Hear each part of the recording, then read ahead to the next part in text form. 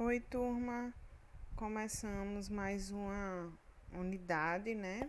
Nós vamos agora para a quinta unidade. Mas antes da gente ir para a quinta unidade, a gente precisa é, relembrar e terminar o assunto, já que o assunto dos invertebrados, eles é um assunto grande, muito grande, e aí a gente consegue dividir ele. Então, nós vimos nos invertebrados, né, que ele tinha uma classificação, tanto a composição totalmente diferente dos vertebrados, que é o que a gente vai estudar logo depois. Estão reunidos em filos, cada filo bem diferente. Então, a gente tem o filo dos platelmintos, que são as tenas e as planários, nematelmintos, que são os nematóides, as lombrigas. Nós temos os anelídeos, que são as minhocas, sanguessuga, que vimos na outra unidade, né? E agora nessa unidade a gente tem os moluscos, equinodermos, terminar os artrópodes. Mas vimos também os poríferos e os selenterados, que são os cnidários. E os poríferos, as esponjas. Alguns termos a gente sempre vai usar na biologia. Então, a partir de agora, eu quero que vocês prestem atenção nos nomes simetria radial, que o corpo é dividido em partes iguais, simetria bilateral, que o corpo é dividido em duas partes iguais, dimorfismo sexual é quando há características diferentes entre macho e fêmea. Por exemplo, a característica do caranguejo é diferente do macho, é diferente da fêmea. Os machos, a pinça é uma maior do que a outra. A outra coisa é equidise, né? A equidise é a mudança dos artrópodes, né? Do exoesqueleto.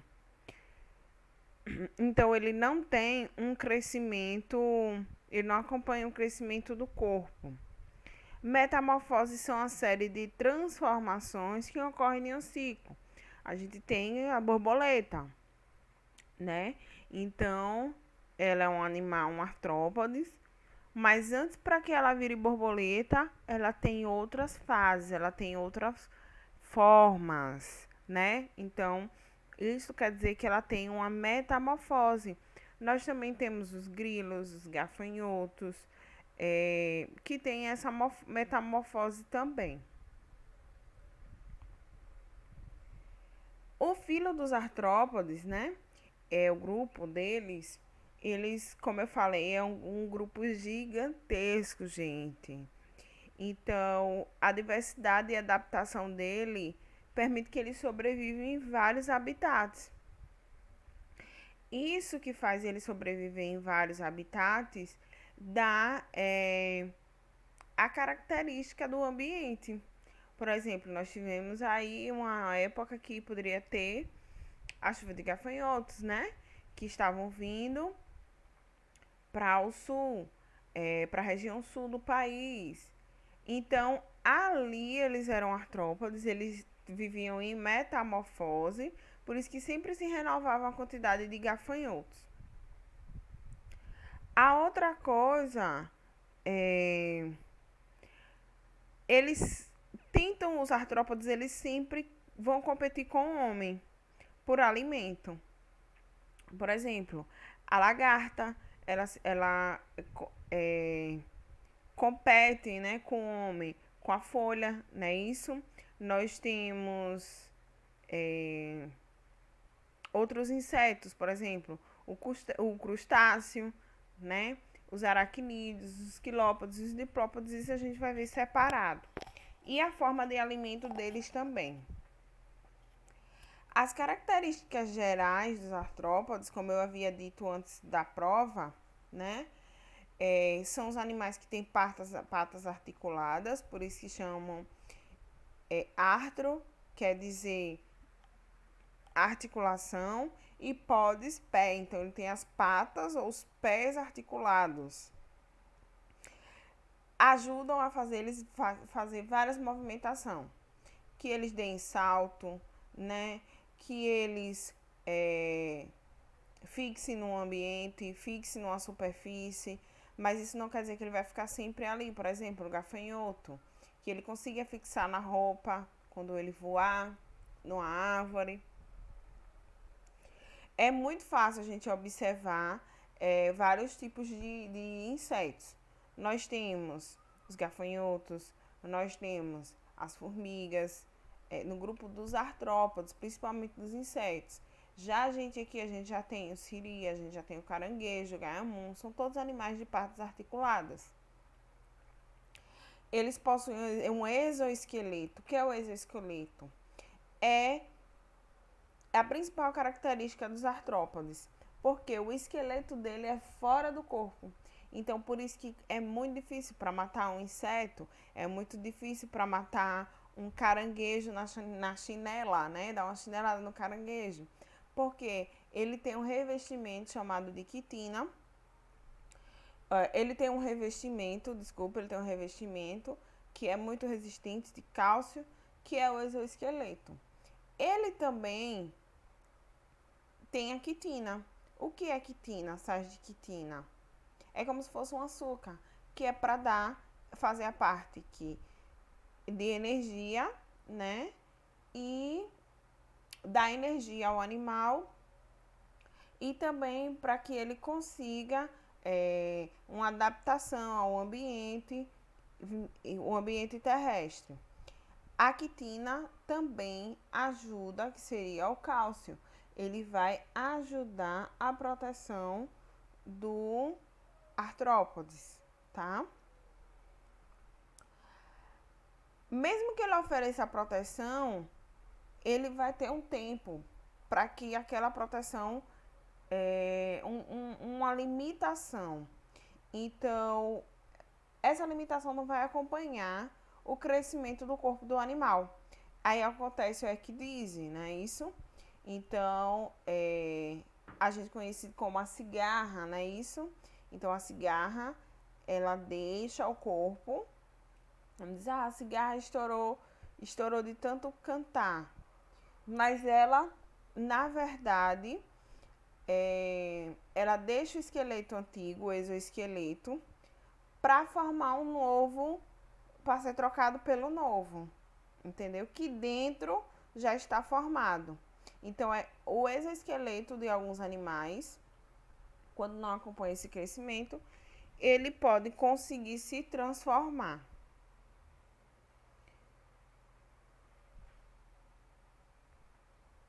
Aí a gente tem logo o primeiro, né? Que é o crustáceo. Gente, o crustáceo, nós temos a craca, que é aquela que fica grudada nos cascos dos navios. Nós temos o siri, nós temos a lagosta e o camarão, tá? Temos outros crustáceos também, mas esses são os crustáceos que a gente tem aqui na costa, né? Então, temos também os aracnídeos, os escorpiões e o carrapato. Olha a diferença desses animais, dos crustáceos, para os aracnídeos. Os crustáceos, eles têm uma respiração diferente, diferente de outros animais, porque eles têm que ser mais resistente, né? Ele tem que ser mais resistente porque ele vai ficar em água. Então, as cracas, elas são resistentes. O próprio siri ou o caranguejo, eles são resistentes. A lagosta também tem um exoesqueleto resistente. E o camarão. Os aracnídeos são o grupo das aranhas, do carrapato. Carrapato é da família das aranhas, sim. E os escorpiões. Como é que eu vou saber? Gente, pela quantidade de patas, ó. A gente tem 1, 2, nós temos 3, 4, 5, 6, 7, 8, 9, 10. Então, eu tenho 10, 1, 2, 3, 4, 1, 2, 3, 4, 8 patas. Eu tenho aqui 1, 2, 3, 4, 1, 2, 3, 4. Por que antes deu 10? Porque eu contei com essas duas da frente. Essas duas da frente, elas são chamadas de quelíceras. O que são quelíceras? Quelíceras são a parte do aracnídeo que está que ele vai depositar ou cortar o alimento, ou ele vai depositar o veneno. A gente tem os quilópodes e os diplópodes, que são os quilópodes são as lacraias e a centopeia. Os diplópodes são o piolho de cobra. Olha a forma deles diferente. Gente, desses aqui, a lacraia é venenoso, não é isso? O piolho de cobra, que o pessoal chama, e a centopeia não é, tá? Mas ela possui quelíceras, mas as lacraias, elas são bem venenosas. Nós temos o grupo dos insetos. Veja como o grupo dos artrópodes são gigantes. Então, a gente já viu os crustáceos, vimos o aracnídeo, vimos diplópode e quilópode. Agora, vamos ver os insetos. São as formigas, as baratas, as moscas, as traças, a abelha, vários animais, formigas. Então, esse grupo aí, ele é extremamente gigante, que são os dos insetos. Muito grande esse grupo. Então, como é a alimentação desses artrópodes? Dependendo da espécie, dependendo do filo, né? Dependendo do grupo de cada animal. Então, vamos lá, no grupo pode ser carnívoro, herbívoro e aqueles que fazem a decomposição. Então, o herbívoro, vamos lá, as formigas. Os carnívoros, a gente pode dizer a própria formiga também. A gente pode falar também que outro carnívoro, algumas espécies de aranhas, né? Outro carnívoro também, o caranguejo, o camarão, que ele ajuda também nas matérias de fazer a decomposição, né? E a gente tem um dos principais, que são os dispersadores de sementes, são as abelhas. As aranhas, como eu falei, eles têm quelíceras, que são essas duas partezinhas aqui da frente, ó. Parece dois dentinhos ou duas patas pequenininhas. Porque elas tanto se alimentam como elas injetam o veneno. Então, ela coloca primeiro a quelícera no animal, lança o veneno. Esse veneno vai paralisar a presa. Junto com as patas traseiras, tá? Ela começa a enrolar a presa na sua teia. E aí, aos poucos, ela vai retirando o alimento. O outro que a gente tem são os mosquitos. Ele possui um aparelho para picar, um aparelho bucal, que ele pica e suga o sangue. Então, ele se chama também de um animal picador sugador. A gente tem as moscas, que elas são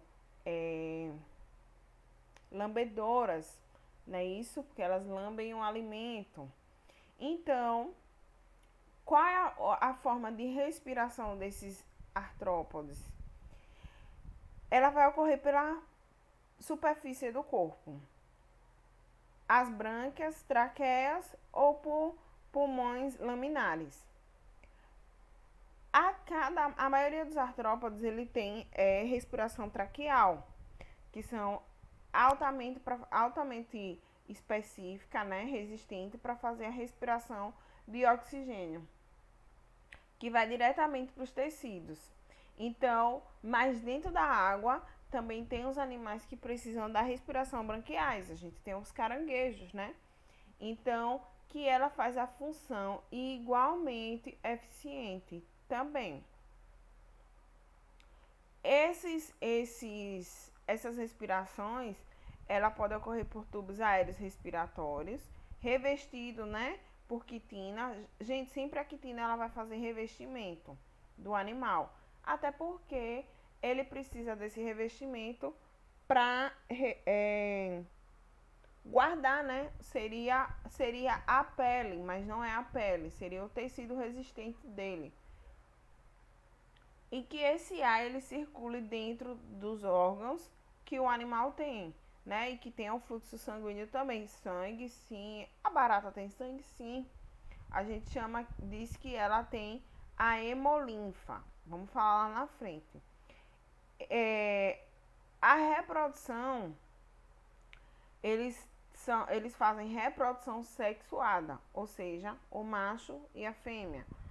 Por exemplo, a aranha, a fecundação é interna. Os crustáceos têm fecundação interna, mas com sexos separados, não é isso? Ele apresenta dimorfismo sexual. Então, os crustáceos eles têm tamanhos que a gente consegue diferenciar olhando, é macho ou fêmea. Já os aracnídeos, a gente não consegue muito identificar muito rápido, né? Só quem trabalha mesmo na área consegue identificar. A fêmea, geralmente, dos caranguejos são maiores que o macho. O abdômen da fêmea é mais largo do que o do macho. Por quê? Porque por ser mais largo, ele tem a maior capacidade de guardar os ovos com maior segurança. E o do macho não. Então, dos insetos, a gente tem a fecundação interna, sexo separado, né? O grilo macho e a grila fêmea. O grilo fêmea. São animais que são ovíparos, eles colocam ovos e podem apresentar 3 tipos: metamorfose direta, indireta ou indireta completa. A metamorfose direta são aquelas traças de livros, né? Que elas eclodem e se assemelham ao adulto. A indireta já é o gafanhoto, a barata, que ele vai ficando pequenininho, ele é o ovo, fica pequenininho e logo depois ele se torna adulto. Que é essa aqui, tá? Essa metamorfose indireta. A metamorfose direta e completa são a das borboletas, as das cigarras, não é isso? Então, primeiro ela vira larva, depois ela vira pupa, depois eclode e aí ela coloca ovos. E aí segue o fluxo novamente, né, de reprodutivo. Nós temos o grupo dos moluscos, que são os animais de corpo mole, não é isso? São chamados de gastrópodes, bivalves e cefalópodes. Na próxima aula a gente continua esse assunto. Eu quero que vocês continuem lendo Invertebrados 1, né? Invertebrados 1, na parte dos gastrópodes, bivalves e cefalópodes, né? São o grupo da lula, do polvo e das ostras, tá bom? Até a próxima aula.